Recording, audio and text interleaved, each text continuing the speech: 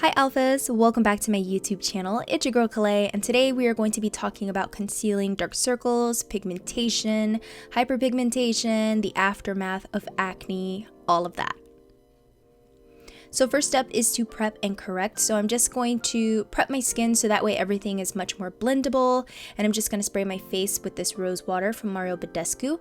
And the palette I'm going to be using today is from Ulta Beauty. And it also comes with this little brush. I prefer to use a City Color Cosmetics correcting palette, but I needed something quick until my order comes in. So this is the palette that I'm going with.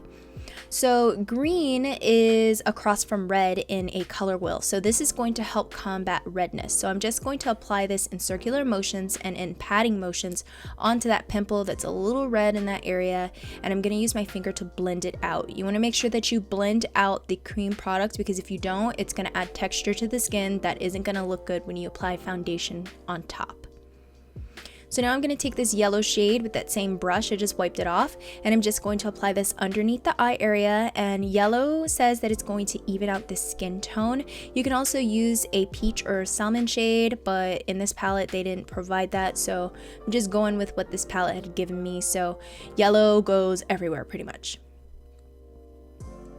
So lavender is known to brighten up the skin, so I get a little dark around my mouth area. So I'm just going to apply this around my mouth and again, just blend everything out. And I prefer to use my finger over a sponge because the warmth of my finger will kind of melt the product a little bit better, and it's just a lot faster, but you can feel free to use a sponge if you prefer. So now I'm going to take foundation and I'm just applying this right on top of that color correction. And if you blended it out properly, it's not going to look heavy or cakey. It's going to look very natural. That's how you know you did it right. And I'm just using a damp beauty blender and working the foundation into my skin. Next up, I'm going to take a lightweight concealer, and you can use a heavy one too, whatever you prefer. I'm just going to use a light one because I use color correcting products, so I don't feel I need to use a heavy concealer, but do whatever works for you and what's best for you.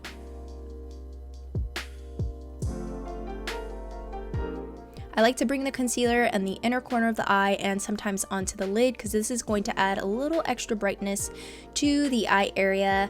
It's just a little quick tip. And then another technique I've been learning is using less powder. I know that sounds a little scary for my oily skin girls, but I've been doing this and I really like how non-cakey my makeup is throughout the day, because I don't know about you, but usually I will pile on extra powder when I get oily. So if you use a foundation that is mattifying and then do this, you only have to use blotting sheets and then just touch up really quick with the compact in your purse.